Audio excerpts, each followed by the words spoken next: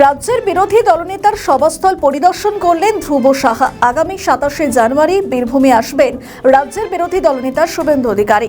তারাপীঠে মা তারাকে পুজো দিয়ে রামপুরহাট বিধানসভার চাকপাড়া ফুটবল ময়দানে কর্মী সম্মেলনে উপস্থিত থাকবেন। তারপরে বীরভূমের সিউড়ি বিধানসভার রাজনগরে আদিবাসী কর্মীদের সমাবেশে যাবেন বিরোধী দলনেতা। বিরোধী দলনেতার সভাটিকে সুশৃঙ্খল এবং সফলভাবে আয়োজনের লক্ষ্যে আজ মাঠ পরিদর্শনে উপস্থিত ছিলেন বিজেপির রাজ্য কমিটির সদস্য তথা বীরভূম জেলার প্রাক্তন সভাপতি ধ্রুব সাহা এবং মহিলা মোর্চার সভানেত্রী রশ্মি দে।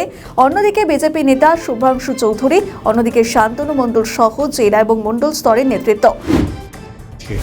ভারতীয় জনতা পার্টির নেতা, পশ্চিমবাংলার বিরোধী দলনেতা, সকলের পশ্চিমবাংলার যুব সমাজের স্বপ্নের মণিকুঠায় যিনি জায়গা করে নিয়েছেন, বাংলার যুবকের স্বপ্নের ফেরিওয়ালা আমাদের বিরোধী দলনেতা শুভেন্দু অধিকারী আগামী 27 তারিখে বীরভূমে আসছেন।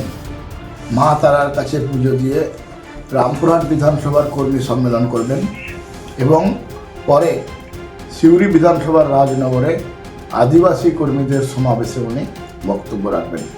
এই কর্মসূচির জন্য আজকে রামপুরহাটের চাকপাড়া মাঠ পরিদর্শন করা হলো এবং ভারতীয় জনতা পার্টির পক্ষ থেকে একটা সাজসজ্জা রং তৈরি হয়েছে।